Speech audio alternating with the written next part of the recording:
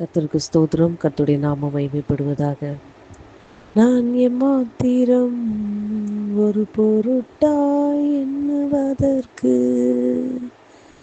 நான் எம்மாத்திரம் ஒரு பொருட்டாய் எண்ணுவதற்கு, காலைதோறும் கண்ணோக்கி பார்க்கின்றேன், நிமிடந்தோறும் விசாரித்து மகிழ்கின்றேன். காலைதோறும் கண்ணோக்கி பார்க்கின்றேன், நிமிடந்தோறும் விசாரித்து மகிழ்கின்றேன். உமக்கே ஆராதனை, உயிருள்ள நாளெல்லாம் உமக்கே ஆராதனை, உயிருள்ள நாளெல்லாம் அனைத்தையும் செய்து முடிக்கும் ஆற்றல் உள்ளவரே, நீ நினைத்தது ஒரு நாளும் தடைபடாதையா.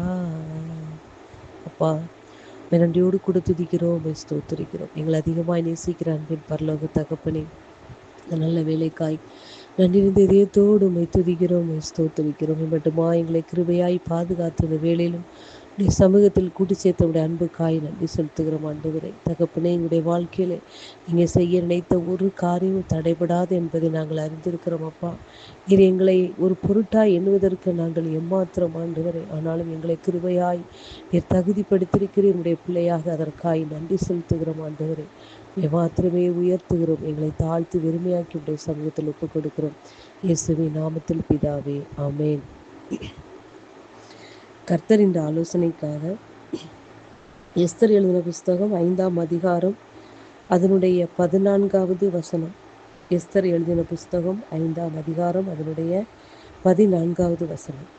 அப்பொழுது அவன் மனைவியாகிய சீரேஷும் அவளுடைய சிநேகிதரை எல்லாரும் அவனை பார்த்து, 50 முழ உயரமான ஒரு தூக்கு மரம் செய்யப்பட வேண்டும், அதிலே மொர்தெகாயை தூக்கி போடும்படி நாளைய தினம் நீ ராஜாவுக்கு சொல்ல வேண்டும், பின்பு சந்தோஷமாய் ராஜாவோடே கூட விருந்துக்கு போகலாம் என்றார்கள். இந்த காரியம் ஆமானுக்கு நன்றாய் கண்டதினால் தூக்கு மரத்தை செய்வித்தான். கர்த்தருடைய நாமம் மகிமைப்படுவதாக. எஸ்தர் புஸ்தகத்தில் சொல்லப்பட்ட காரியங்கள் அனைவருக்கும் தெரிந்ததே. மொர்தெகாயை பற்றி எல்லாருக்கும் தெரியும்.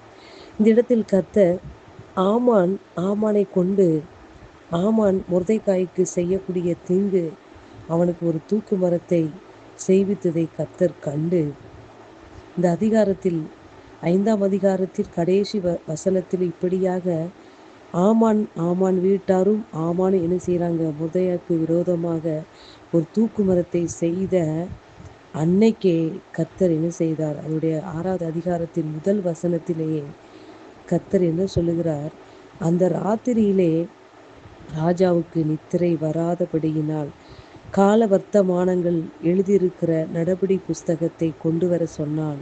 அது ராஜ சமூகத்தில் வாசிக்கப்பட்டது. கர்த்தருடைய நாமம் மகிமைப்படுவதாக. கர்த்தருடைய பிள்ளைகளுக்கு விரோதமாய் பிசாசவன் சத்துரு நமக்கு விரோதமாய் எந்த ஒரு தீங்கை செய்து கொண்டு இருந்தாலும், அன்று ராத்திரியிலே கர்த்தர் நமக்காக அந்த புஸ்தகத்தை ராஜ சமூகத்தில் வாசிக்கும்படியாக கர்த்தர் என்ன செய்வார், நம்முடைய வாழ்க்கையை கர்த்தர் மாற்றி அமைக்க வல்லவராக இருக்கிறார். அன்பு பிள்ளைகளை, சத்துருவானவன் நம்மளை அழிக்க திட்டமிட்டு இருக்கும் பொழுது கர்த்தர் அந்த ராத்திரியில் அவர் என்ன செய்ய மாட்டார். நாம் கஷ்டப்பட வேண்டும், துன்பத்தில் மாட்டிக்கொண்டு நாம் தவிக்க வேண்டும் என்று கர்த்தர் விரும்புகிறவர் அல்ல.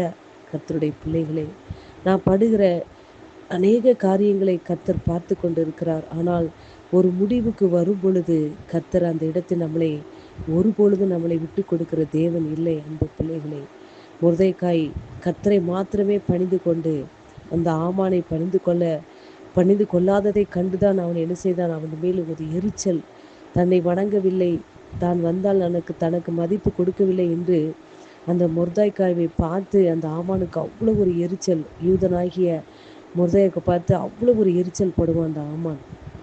கர்த்தர் என்ன செய்தார் என்றால், அவன் என்னைக்கு கர்த்தருடைய பிள்ளைக்கு விரோதமாய் ஒரு தூக்கு மரத்தை உண்டு பண்ணினானோ அன்னைக்கே கர்த்தர் தீர்மானித்து விட்டார். அன்பு பிள்ளைகளை, கர்த்தருடைய பிள்ளையை அந்த ஆமானை கொண்டுதான் உயர்த்த வேண்டும் என்று கர்த்தர் தீர்மானித்து விட்டார். அன்பு பிள்ளைகளை, நீங்கள் விசுவாசிக்கிறீர்களா? உங்களுடைய வாழ்க்கையிலே இந்த ஆமானை போல நிறைய சத்துருக்கள், நிறைய பகைஞர் உங்கள் வாழ்க்கையை சுற்றி உங்களுக்கு விரோதமாய் எழும்பிக் கொண்டு இருந்தாலும் கர்த்தர் அவனுடைய கையில் உங்களை ஒப்பு கொடுக்கிற அவர் விடமாட்டார். அன்பு பிள்ளைகளை, உங்களுக்காக கர்த்தர் ஒரு நன்மையை, ஒரு உயர்வை அந்த ஆமானை கொண்டு, அந்த எதிரியை கொண்டு கர்த்தர் உங்களுடைய வாழ்க்கையிலே வைத்திருக்கிறார். அன்பு பிள்ளைகளே, நீங்கள் விசுவாசிக்கிறீர்களா? இந்த ஆமானை கொண்டு கர்த்தர் எப்படி மொர்தெக்காயை அத்தனை ஜனங்களுக்கு முன்பாக கர்த்தர் உயர்த்தினாரோ, அதே போல உங்களுடைய வாழ்க்கையிலும் ஆமானை போன்ற பகைஞர்கள், விரோதிகள் இருக்கும் பொழுது நீங்கள் என்ன நினைக்கலாம்? இந்த விரோதியை இந்த விரோதிகள் எனக்கு எனக்கு விரோதமாய் இவ்வளவாய் எழும்புகிறார்களே என்று நீங்கள் என்ன செய்யலாம்? சோர்வடைந்து போகலாம். சோர்வடையாதீர்கள் அன்பு பிள்ளைகளே. இந்த ஆமான்களை போன்ற சத்துருக்கள், விரோதிகள் நம்முடைய வாழ்க்கையில் இருக்கும் பொழுதுதான் கர்த்தர் அவர்களை கொண்டு நம்மளை உயர்த்த வல்லவராய் இருக்கிறார். அன்பு பிள்ளைகளே, நீங்கள் கலங்காதீர்கள். எஸ்தர் ராஜாத்தி எப்படி 2 விருந்துக்கு ஆமானை அழைத்த பொழுது கூட அவள் என்ன செஞ்சிருக்கலாம்? எதிலாவது அந்த சாப்பாட்டில் விஷத்தை வைத்தோ இல்லாட்ட ராஜாவிடத்தில் நேரடியாக சொல்லியோ அவனை பழிக்கு வாங்கியிருக்கலாம். ஆனால் கர்த்தர் சரியான நேரம் வரை காத்திருந்தார். அன்பு பிள்ளைகளே, அந்த இடத்திலே ஆமானை கொண்டுதான் கர்த்தருடைய பிள்ளையாகிய மொர்தெக்காய்க்கு ஒரு உயர்வை கர்த்தர் கட்டிட வேண்டும் என்று அந்த இடத்தில் தீர்மானித்தார். அன்பு பிள்ளைகளை, நீங்கள் விசுவாசிக்கிறீர்களா? உங்களுக்கு விரோதமாய் எழும்புகிற ஆமான்களைப் போல இருக்கிற சத்துருக்களை கண்டு நீங்கள் பயப்படாதீர்கள், கலங்காதீர்கள். அன்பு பிள்ளைகளை, அவர்களை கொண்டுதான் கர்த்தர் உங்களுடைய வாழ்க்கையில் ஒரு உயர்வை வைத்திருக்கிறார். அன்பு பிள்ளைகளை, அதற்காகத்தான் ஆமானை உயிரோடு வைத்தார். நீங்கள் நம்புகிறீர்களா? எஸ்தரை கொண்டு என்றைக்கோ அவனை என்ன செஞ்சிருக்கலாம்? பழி வாங்கியிருக்கலாம். அவனை ராஜாவிடத்தில், ராஜாவுடைய சமூகத்திலே அவனை தூக்கில் போடும்படியாக, அவனை கொல்லும்படியாக எஸ்தர் ராஜாத்தி வேண்டிக் கொண்டிருக்கலாம். எஸ்தர் ராஜாத்தி அந்த இடத்தில் சொல்லியிருந்தால் கர்த்தராகிய இயேசு கிறிஸ்து அந்த ராஜாவை என்ன செஞ்சிருப்பாரு? அந்த தூக்கில் போட்டிருக்கலாம், இல்லாட்ட ஏதாவது ஒரு பனிஷ்மெண்ட் கொடுத்துருக்கலாம். ஆனால் கர்த்தர் அந்த இடத்திலே தாமதித்ததற்கு காரணம் என்ன என்றால், அன்பு பிள்ளைகளே, ஆமானை கொண்டு கர்த்தருடைய பிள்ளையாகிய மொர்தெக்காயை உயர்த்த வேண்டும், அதை அவன் கண்கள் காண வேண்டும் என்று கர்த்தர் விரும்பினார். அன்பு பிள்ளைகளை, நீங்கள் விசுவாசிக்கிறீர்களா? உங்கள் விரோதிகள், உங்கள் சத்துருக்கள் நீங்கள் உயர்த்தப்படுவதை அவருடைய கண்கள் காண வேண்டும் என்று கர்த்தர் விரும்புகிறார். அன்பு பிள்ளைகளே, ஒரு இடத்தில் இப்படியாக சொல்லப்பட்டிருக்கிறது. மொர்தெக்காய்க்கு அத்தனை உயர்வை கொடுத்ததுக்கு அப்புறம் 6வது அதிகாரத்திலேயே 13வது வசனத்திலே இப்படியாக சொல்லப்பட்டு இருக்கிறது. 12வது வசனத்திலே, பின்பு மொர்தெக்காய் ராஜாவின் அரண்மனை வாசலுக்கு திரும்பி வந்தான். ஆமானோ வென்றால் சஞ்சலப்பட்டு முக்காடிட்டு கொண்டு தன் வீட்டுக்கு தீவிரித்து போனான் என்று. கர்த்தருடைய பிள்ளைகளே, உங்களுக்கு விரோதமாய் எழும்புகிற இந்த ஆமான்களைப் போல இருக்கிற சத்துருக்களுக்கு முன்பாக கர்த்தர் உங்களை உயர்த்தி அவர்களை சத்துருக்காய் ஆமானை எப்படி தலை குனிய வைத்தாரோ, அவனுக்கு எப்படி ஒரு மரணத்தை கர்த்தர் வைத்தாரோ, கர்த்தர் இந்த இடத்துல உங்களுக்கு விரோதமாய் எழும்புகிற சத்துருக்களுக்கும் கர்த்தர் ஒரு அவமானத்தை, ஒரு தலை குனிவை கர்த்தர் உண்டு பண்ணுவார். அன்பு பிள்ளைகளை, நீங்கள் கலங்காதீர்கள். கர்த்தருடைய பிள்ளைகளுக்காய் கர்த்தர் யுத்தம் பண்ணுவார். உங்களுக்காய் அவர் பரிந்து கொண்டு பேசுவார். அன்பு பிள்ளைகளை, நீங்கள் விசுவாசிக்கிறீர்களா? ஆமானை போல இருக்கிற சத்துருக்களை வைத்து நீங்கள் பயந்து ஓடாதீர்கள். எப்படி மொர்தெக்காய் தைரியமாய் கர்த்தருடைய சமூகத்தில் போய் தான் அந்த மொர்தெக்காய் அழுதார்.